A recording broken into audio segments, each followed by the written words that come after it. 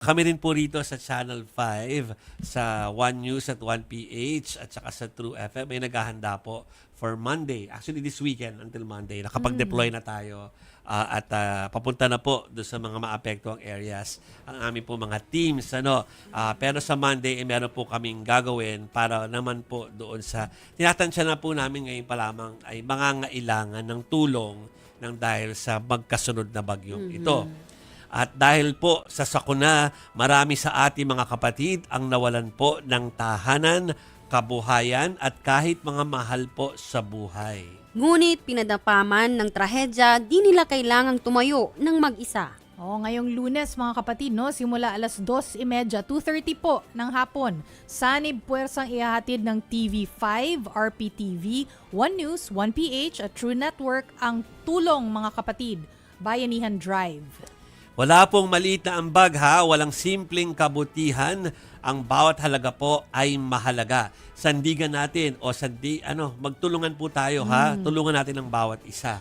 Buhay natin ang pag-asa, kapit-bisig sa pagtulong. Tulong mga kapatid. Yan po ang aming Bayanihan Drive this Monday mga kapatid. Expectin nyo na po, nakaramihan po, hindi halos lahat ng anchors po ng News 5, One News, 1PH at ang True FM ay magsasanib puwersa sa Lunes, hindi lang po sa pagbabalita kundi sa pagtulong.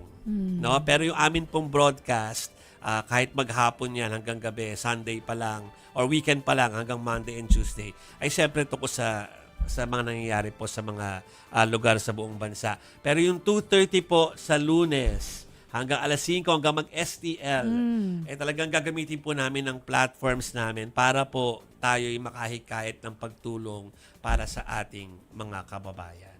So sana samahan niyo po kami kung bored kayo sa aming mga anchors at saka mga reporters, may mga artista po na nandito na Maiba tutulong naman. din. Oo. Sa Monday po yan, mga kapatid. Hindi lang pala yung mga pagmumukha natin makikita nila sa Hindi Monday. lang. May mga artista, may mga atleta, di ba? Pero ngayon pa lang pwede silang, may atleta rin po. Oo. Ang mga atletang alam nyo nanalo na ng mga ginto at saka mga medalya for us. May Carlos Yulo ba dyan? Hintayin natin. Hintayin natin. Pero nakita ko sa mga invitation. Tingnan natin kung darating. May EJ Obiana ba dyan?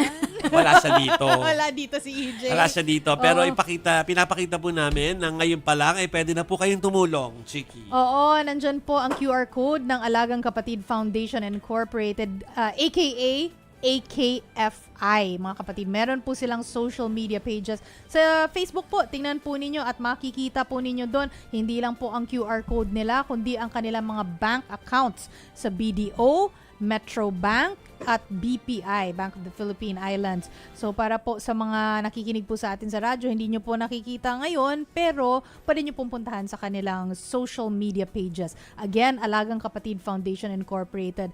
Kung bakit po maganda pong magbigay through Alagang Kapatid, dahil sigurado po kayo, nakakasiguro po kayong mapupunta po ang inyong mga tulong dun po sa talagang nangangailangan.